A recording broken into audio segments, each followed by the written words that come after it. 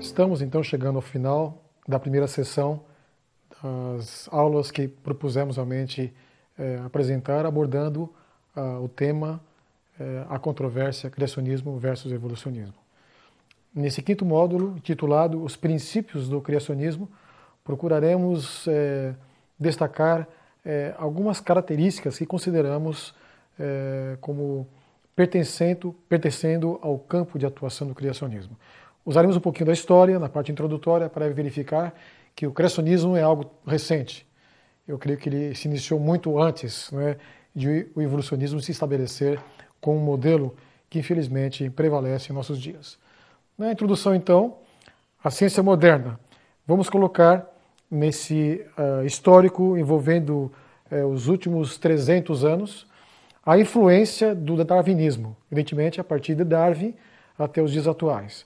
E vamos colocar realmente alguns nomes de cientistas que se destacaram, ou seja, eles foram influenciados pelo darwinismo. E qual foi realmente o trabalho, eu diria, as realizações desses cientistas no campo da ciência.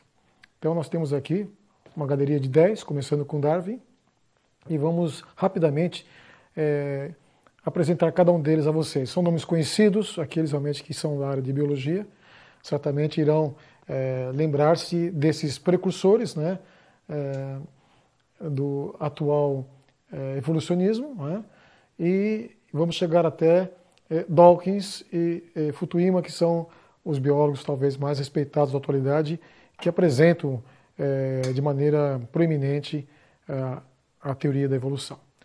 Darwin, então, seria o pai da teoria da evolução. Alguns até o consideram como o pai da biologia moderna. Eu não sei realmente se essa designação é aceita por todos os biólogos, mas com certeza Darwin seria o pai da teoria da evolução. Contemporâneo a Darwin, nós temos aqui um grande cientista, Thomas Huxley, mas que aqui nós retratamos ele como o bulldog de Darwin, não de forma pejorativa, né? Porque Dawkins é considerado o Rottweiler de Darwin, né? Então, por que bulldog de Darwin? Porque Darwin, uma pessoa tímida, um pouco isolada, não gostava realmente de expor as suas ideias, então ele precisava de alguém realmente para apresentar as suas novas teorias. E esse realmente, um brilhante orador, não é? Thomas Huxley, tornou realmente o modelo evolucionista das origens de Darwin bastante popular em sua época. As contribuições científicas de Huxley não são tão significativas. Agora, Ernest Haeckel, o pai da teoria da recapitulação. Essa teoria ela não está mais em vigor. Alguns modificaram ela, né? A frase famosa realmente que justifica essa teoria é: a ontogenia recapitula a filogenia, ou seja, o desenvolvimento embrionário ele recapitula as etapas evolutivas, ou seja, cada fase do embrião ele reproduz as fases evolutivas de um ser, por exemplo, do ser humano. Então, cada mês, por exemplo, seria uma etapa evolutiva que está sendo reproduzida, ela ficou realmente resguardada no desenvolvimento embrionário. Isso não é mais aceito, né? E alguns ainda procuram adaptar essa teoria, mas essa foi a contribuição. Praticamente todos que aqui estão fizeram contribuições mais no campo da teoria da evolução do que propriamente no campo científico, realmente com trabalhos expressivos. Foram cientistas, fizeram trabalho no estudo de invertebrados, na embriologia e outras áreas, mas o seu nome é lembrado realmente no contexto da teoria da evolução. Nós temos aqui Julian Huxley, o sobrenome não é mera coincidência, né? Ele é neto de Thomas Huxley, é um dos proponentes da síntese moderna da evolução, ou seja, com o advento das ideias ligadas à genética, as novas descobertas da genética, houve necessidade de modificar, adaptar realmente as ideias de Darwin. Então, a nova síntese, o neodarwinismo, ele é um dos proponentes da síntese evolutiva moderna. Essa talvez tenha sido a sua contribuição mais expressiva no campo da biologia evolutiva. Em seguida, nós temos um dos fundadores da genética de populações, Ronald Fisher, né? E na parte de bioestatística, ele procurando realmente mostrar a evolução através da genética de populações. É uma matéria que está presente em quase todos os cursos de biologia do mundo inteiro. O seguinte, Teodósio Dobzhansky é o principal mentor da síntese evolutiva moderna. Desses cientistas aqui, eu não sei se existiriam outro, mas Dobzhansky, por incrível que pareça, ele não era realmente um ateu. Era um cientista, um evolucionista, um cristão. E ele, inclusive, no final da sua vida, fez algumas declarações impressionantes, demonstrando realmente que ele não mais concordava com a evolução. Mas alguns não acreditam nisso. Mas existem testemunhas oculares, realmente, dessas frases que são vivos hoje, né, e que pode realmente externar a visão que Dobzhansky tinha da biologia no final da sua vida. Muito bem, é um nome bastante conhecido. Lembra-se da frase, nada em biologia faz sentido a não ser a luz da evolução?